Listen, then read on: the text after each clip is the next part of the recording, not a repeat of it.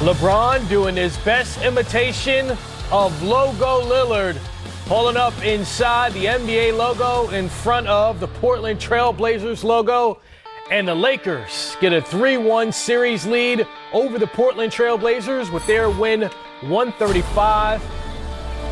Here's D. Wade saying LeBron put this game away early, but he also says that I pray that Dame is okay. Welcome to Playoff Central Live. I'm your host, Chris Miles. I'm joined by Isaiah Thomas, and we see what Dwayne Wade is posting on social media, and that's Damian Lillard, according to Chris Haynes, had an MRI on his right knee, did not return in the second half of this game. Isaiah, this is a very serious situation. We're focused on his left hand and that index finger before, but now this right knee situation seems to be very serious as well. Yeah, it's definitely a very serious injury in terms of concern right now. We don't necessarily know what it is. However, what we do know about Lillard is that he is one not to take himself out of the game. He is always present. He always plays hard, and he's known for playing through pain. So for Lillard to remove himself out of the game, you knew he had to be in severe pain, and we just pray and hope that it's not a long-lasting injury for him. He and C.J. McCollum combined to score 31 points in Game 2. That was a loss. They combined to score just 29 points tonight. C.J. McCollum also having some issues with his back, so there's a lot of concern as far as that backcourt that is essentially, the engine that runs this team. Yeah, there's so much wear and tear on those two guys from a ball handling standpoint, a scoring standpoint, and then just distribution. So, those are the two engines, and they've been asked to do a lot. And, when you put that much stress on your body physically, it definitely tends to catch up with you. And in a situation like this where they've had a long layoff, and then to come back and play at such a high intense level, these were the things that we were concerned about as former athletes that we thought could potentially happen in terms of body breakdown. Well, playing at a high level, that's exactly what the Lakers did on Mamba Night, August 24th, 8/24.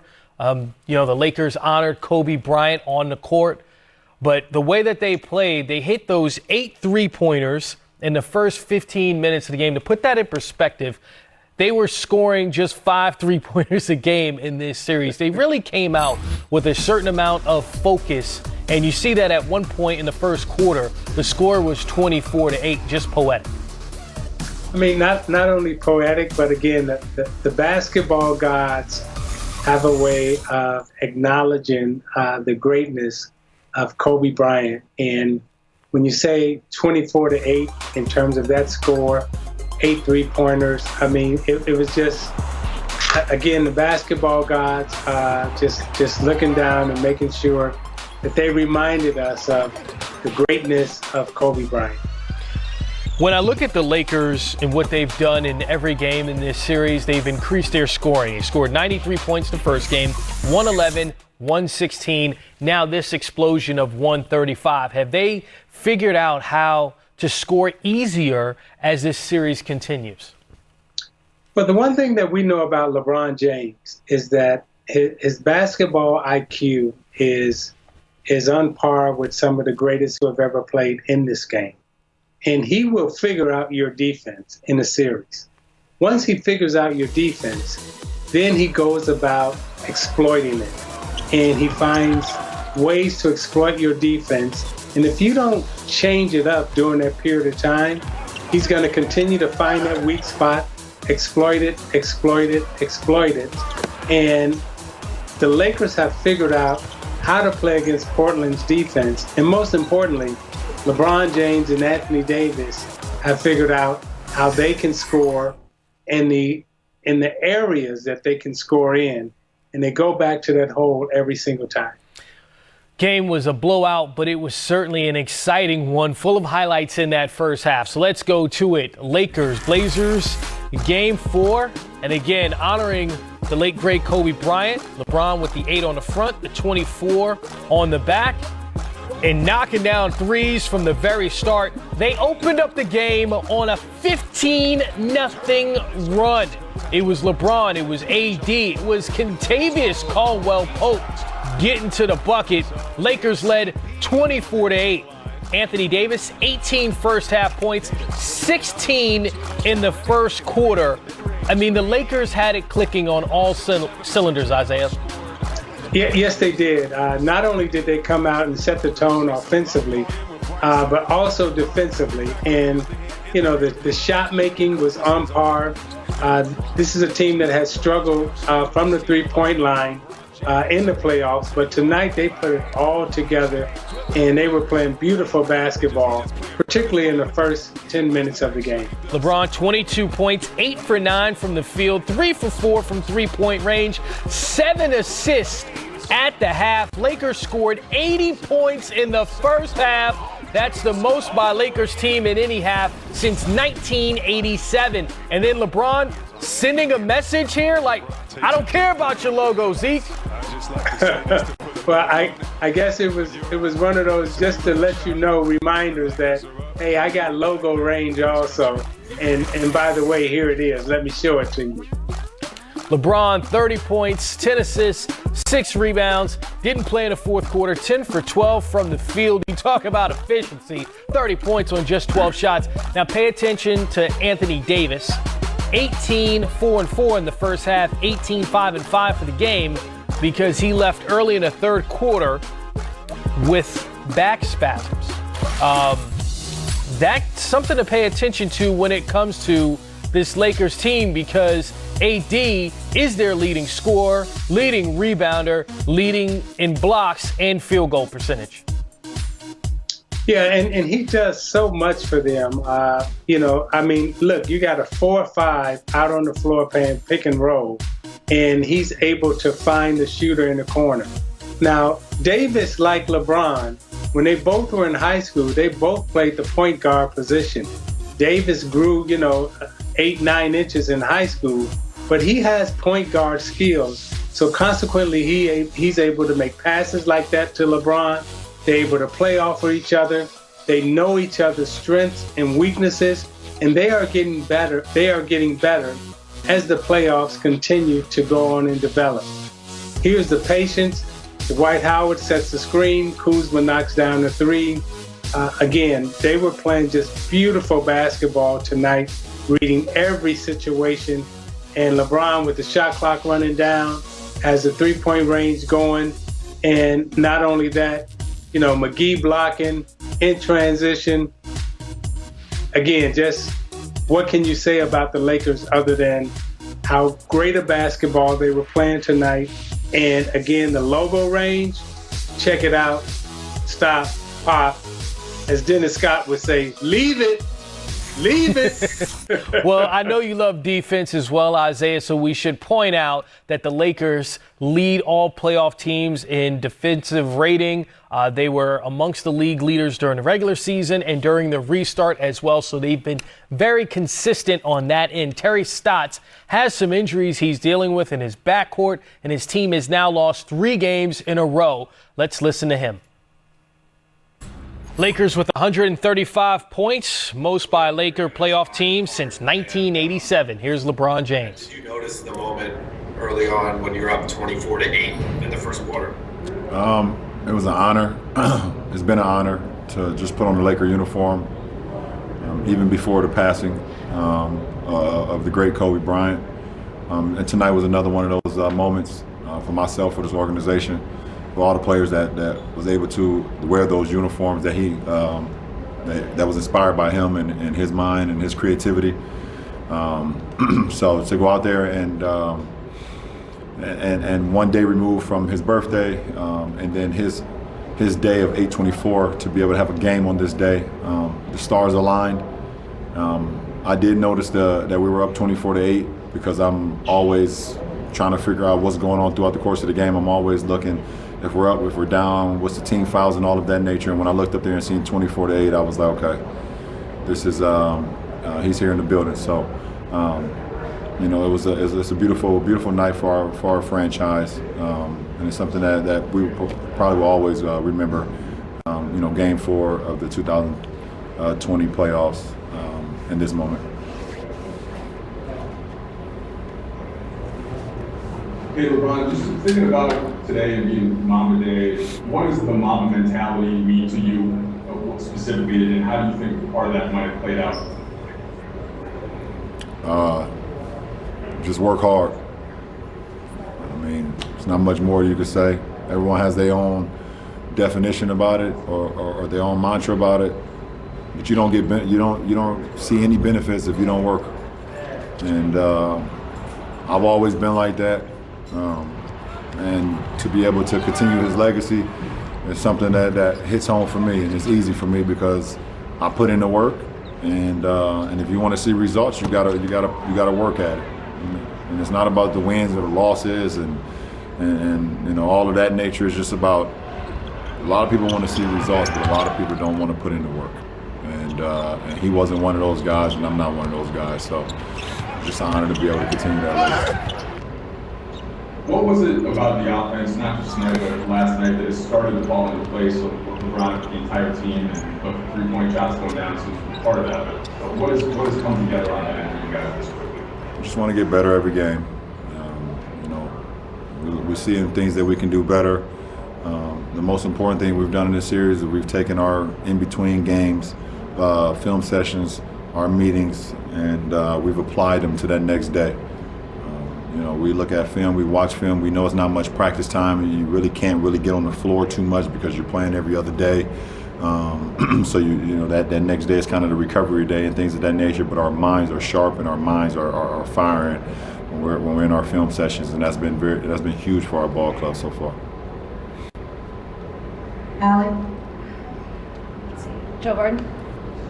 I forget what it is, but your record in closeout games is way up there. Does it feel good, one, to be back in this situation, closeout games, and what do you remember about what it takes to finish these off? It's the hardest game of a series. That's what I know. It's the hardest game because the team that you're playing with are desperate, and they're playing all, everything they're gonna have. They're gonna give you everything that they got because they know they can be, sent home. So I come in with that same mindset, that same desperate mindset on, I feel the same way. If we don't win, then I feel like we get sent home, and that's just always been my motive. That's always been my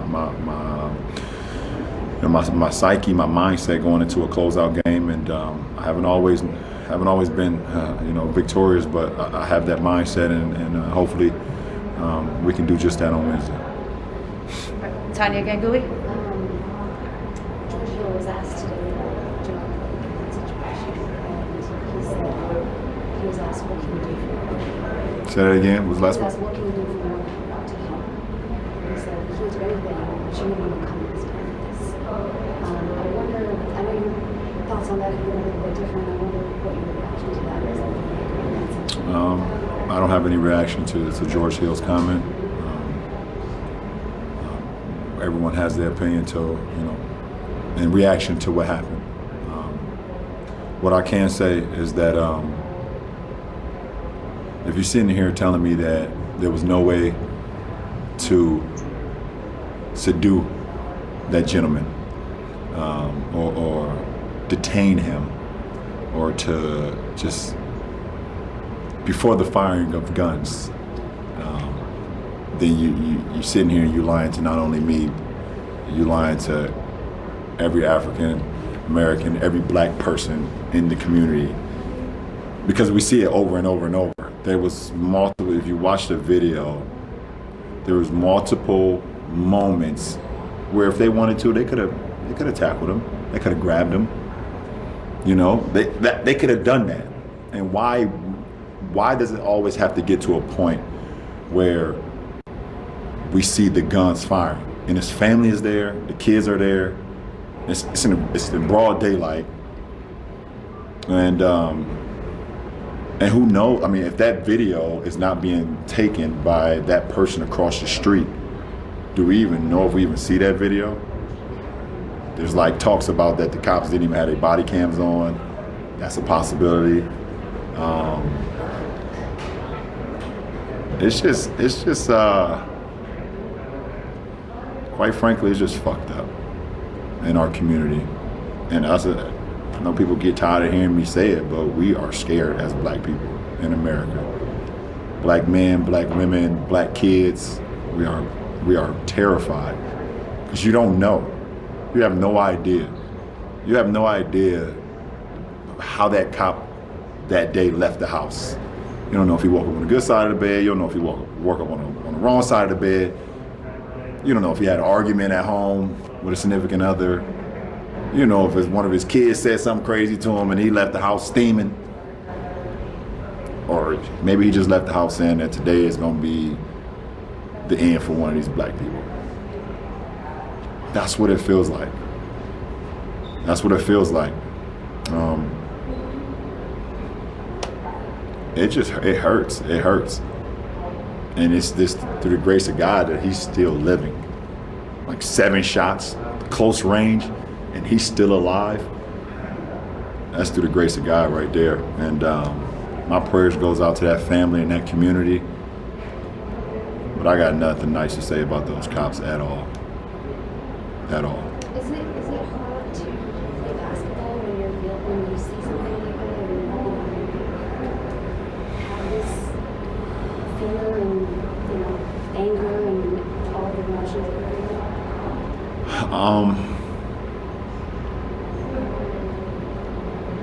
I had so many emotions today because today is for our organization it's a big moment for our organization. Today is Kobe Bryant Day. We're supposed to be celebrating and rejoicing and remembering everything he's ever done, not only on the floor but off the floor, of uplifting the game of basketball. And at the same time, I see the video today for the first time, and my emotions is all over the place. And I still have a job to do because I'm here, because I committed. And when I commit to something, I feel like I have to come through on it. That's just who I am. But it does not mean that I don't see what's going on and I won't say anything or continue to use my platform and continue to use my voice and continue to uplift all the other athletes that let them know that they can say and do what's right and not fear what other people's opinions are.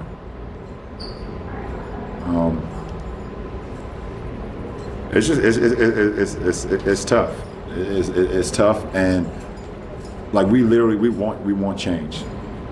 As a community, we really want change, and it doesn't not only just end in November, but it starts there.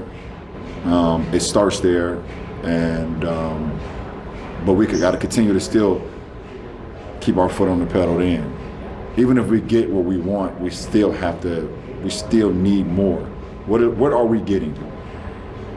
Because right now, of what's going on is just not okay. And but I hope I can continue to uplift my community, uplift communities all over America, uplift the black community. Like I said, that's part of the reason why I started More Than a Vote, to, just to get people to understand how important our voices are. And luxury of partnering with the NAACP today, trying to get younger kids in there to help with the polls and things of that nature because of COVID, and the older generation are at risk, and it's just so much that we have to do. It's not like it's going to happen tomorrow, but being organized and having a plan and keeping our keeping our feet on the gas pedal is something that we got to do. I know I'm kind of all over the place, but my emotions is all over the place as well. It's really, I can't even enjoy a playoff win right now, which is the sad part. All right, we're just gonna take a couple more. Kyle. Sorry, I know it's an emotional thing. No, you can ask me anything. It's all good. You told us a couple weeks ago that you had this desire maybe to to be out there with some of the Black Lives Matter marches and things like that. Obviously, here you have to take the behind closed doors approach to a lot of these issues. How do you kind of balance maybe your desire to have your hands on the situation versus the need to kind of have that organized plan? I don't think I'm behind closed doors, because I can get up right now and talk to you guys about what's going on. Anything that my name is attached to is going to be, put out, and we want to do things that hits home and do things that's grand and not something that's just one off. So I'm having conversations every day. I got half of, my brain, locked in on the playoffs, and the other half locked in on how the hell I can help Black people become greater in America. And, that's what it's all about. Anybody got another one? Mark Medina? Yeah, LeBron, to follow on what you're talking about with this whole situation, Yeah. reports of voting. Uh-huh. What expectations do you have of what reforms need to be implemented so that police are held accountable in their children? I don't want to sit here and say that I know exactly what should be done, but I did see one thing about the level of time in the academy before you become a police officer. I think it was like, I don't know, I don't want to mess it up, but I know it wasn't that long till you go in an academy, and then becoming a police officer. We got kids that's going to college 3 or 4 years, maybe 6 years, to get, their masters, if they even have to, go again, and they still don't even get the opportunity at the workspace or the job that they actually want to get. But we have people who are going into the academy who's becoming police officers in a year or two or whatever. You guys can look it up and then tell me. So I don't want to get it wrong, but and I think firearms are a huge issue in America. I don't know how you clean that up. I'm not saying that I got all the answers, but guns are a huge issue in America. And they're not used for just hunting, that a lot of people do for sport. Right now, for Black people right now, we are hunting, we think it's you hunting us. Unfortunately, there's just too many killings going on, and not only from the cops, but we also have our own thing that we got to deal with, that we got to get better at as well. The Black on Black crime, we got to get better at that as well. But what we continue to see from the people that's supposed to serve and protect, when I was in elementary and they used to come, to the elementary and they used to talk about how they, great, give us T-shirts, if I was a crime dog, used to come to the Dare, yeah. They used to come give us T-shirts. We was like happy to see them. I even had a couple, cops that I, growing up that I was like happy to see every now and then. But you always had like in the back of your head, you was like, just gotta be careful. You always gotta stay on your toes because you just don't know. You just don't know. I seen a video a few months ago. Was it a few months ago or maybe a couple months ago? A police officer rolled past and a kid was in his parking lot shooting basketball. Y'all seen that one? Yeah. And as soon as the damn cop was about to ride by, the kid walked behind his dad's truck and waited for the cop to go by. That shit's sad. No kid should have to feel that threatened that he has to hide at his own house. That is sad. But I know what he's going through because I was one of those kids when I lived in the projects that when I seen a cop going, we hid behind the brick wall and waited for it to roll out. And if we seen the cop lights come on, we ran. Even if we didn't do nothing wrong. Because we just scared. It's tough. Yeah. Isaiah, LeBron had a lot to say, and considering how great he played and all that happened on the court, it seemed as if what's happened off the court today meant so much more to him? You know, the W.E.B. Du Bois talked about the duality and the double conscience of African Americans and Black Americans here in the United States of America. And, you know, that double consciousness of, you know, having to, what LeBron James and the athletes are going through right now, being superstar athletes, but also being Black in America and carrying that heavy burden of your childhood experiences, your interactions with the police, and how we've been fighting for equal rights, civil rights, and birthrights in a country that has tried to basically take all of those things away from us. And we're still fighting for that. And I give credit to the athletes of today for standing up, speaking out, and using their platforms. And LeBron James hit on one other thing that was truly important tonight. While we are fighting systemic racism and we're fighting police brutality, we've been fighting those things since 1776. But the third thing we have to clean up in our own neighborhood is our Black on Black crime. We have to start taking care of each other, loving each other, and stop killing each other. And the outrage that we see when a policeman kills an unarmed Black man, I want us to show the same outrage in our own communities when we kill each other for no reason at all. So we got some house cleaning we have to do in our own communities, but we got some house cleaning we got to do in America. So the duality, we have to speak to both, and we have to try to clean up both, and we can. And I'm very optimistic that we can, and the time is now. And again, I applaud the athletes. I applaud all the people who are marching in the streets, asking for a better America, asking for better communities. And we have to clean up our own houses also and do a better job of policing ourselves and policing the community. We know the work that you do in your hometown of Chicago with Father Pfleger as far as trying to stop the violence there as well. So we know that you're a man of your word.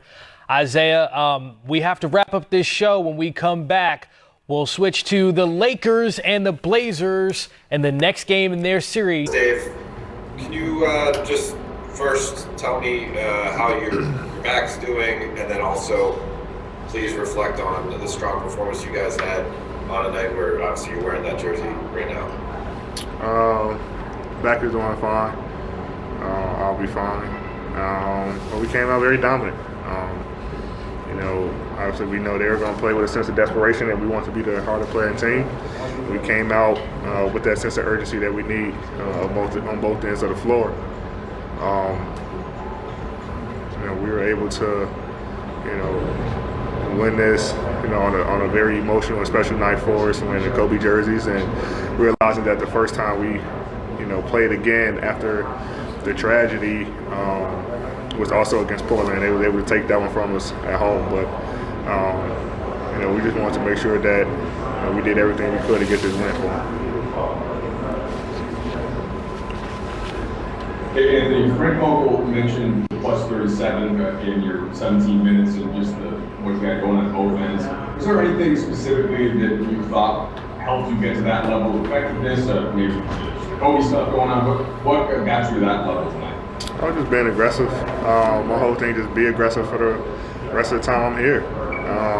You know, I don't want to come out and not be aggressive. You know, the team needs me to be aggressive, and I've been able to, you know, find spots that I'm very comfortable and you know, just take my time and make shots. So, but also making the right reads, and guys are making shots. So, you know, when we're making shots, you know, from the perimeter, from inside the paint, it opens the floor for everyone. Then I just had to, you know, take my time and make shots. And you just wonder what it's like playing with LeBron in this mode in the playoffs, right? If you see a different level that, you know, you had seen in the past watching him in the postseason, and how you two play off each other. Obviously we kicked it up a notch. you know, his level of focus is definitely increased, and the entire team's level of focus increased. You know, he's very detailed about everything. He's in there with the coaches for film sessions. He's talking to me during film sessions. You know, off the court, when we're not, you know, more so talking about basketball. You know, we talking about anything else. You know, might be watching other games or playing video games, or whatever. And something just registers in his head, and he just, you know, talks about it. So, you know, he wants to win, I want to win, and we know that it's going to take both of us to do it, and the entire team. And so we're just trying to continue to find ways to get better, even after, you know, wins like this. You know, there's always something that we can get better at for Game 5, and, you know, I'm pretty sure that he's going to have a list of things for me tomorrow and for our team, and so as a coaching staff, we try to get better.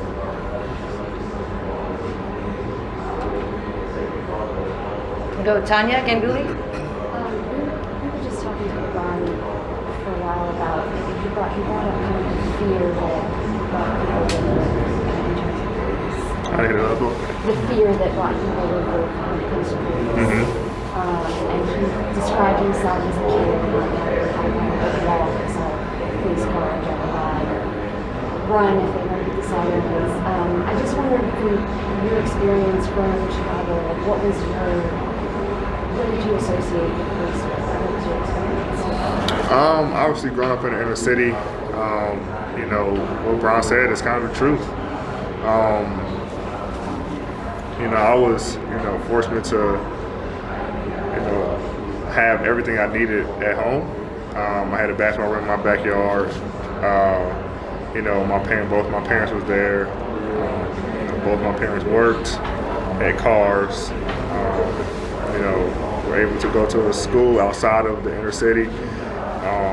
But, you know, I still live in the inner city, you know, and I've seen things, you know, from my perspective, from both sides, you know, from the police side and from, you know, the black side. And it's just, I don't know, it just has to get better, honestly. You know, but like Bron said, like growing up, you see things that kind of make you afraid of the police, for sure, and it kind of just stays with you as you grow up. And then obviously the things that's going on now and happened today, you know, with Jacob Blake, which is totally unacceptable. You know, and you know, we definitely want to use our voices for that, you know, victim as well. And you know, he's one of the lucky ones because he survived, you know, and he's stable. So you know, I'm pretty sure he's going to have a lot to say as well, him and his family. But you know, it kind of just carries with you, you know, for your life. And once you see the current events that's going on today, it just make you go back to you're afraid. And I don't have any, you know, teenage boys, but I know Brian talks about all the time with his 2 kids, you know, and it's just a tough situation. The world is scary right now. And, you know, the most we can do is use our voices. You know, Brian talked to us about, you know, voting all the time. You know, he started, you know, his organization for everyone to vote, and that's kind of where it starts for us.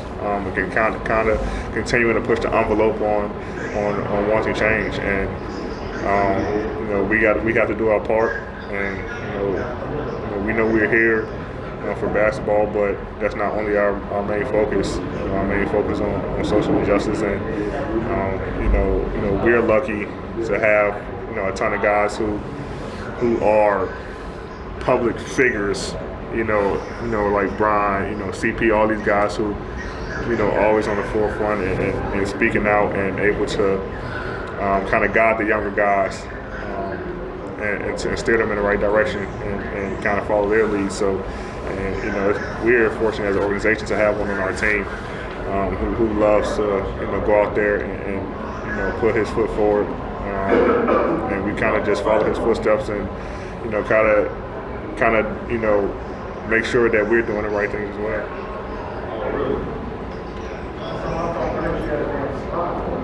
Anything more here?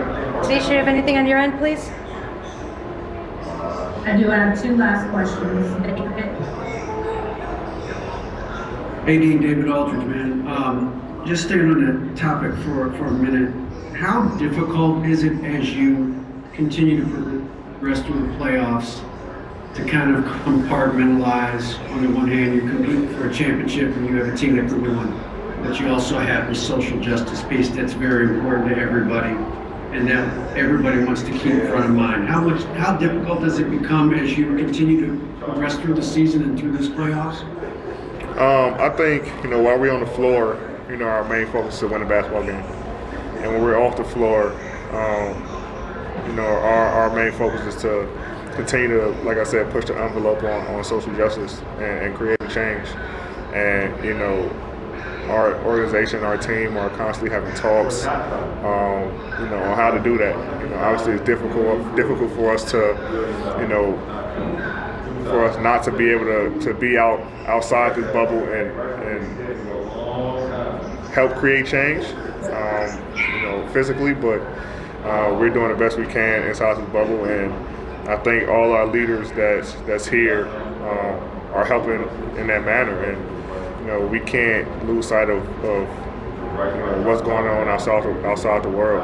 Even though we're playing a game that we love and competing for, a championship, and but at the same time, events that happen today kind of put everything into perspective. That it is a basketball game, but we still have things going on outside the bubble that's real life, and the more we can do to help bring attention and awareness to those situations, and the more we can help and use our voices, the better off we can be. But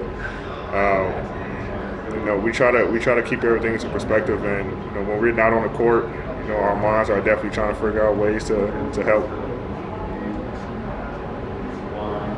Last question, Andy.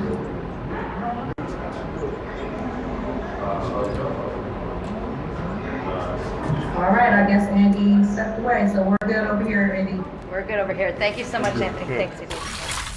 Anthony Davis, a plus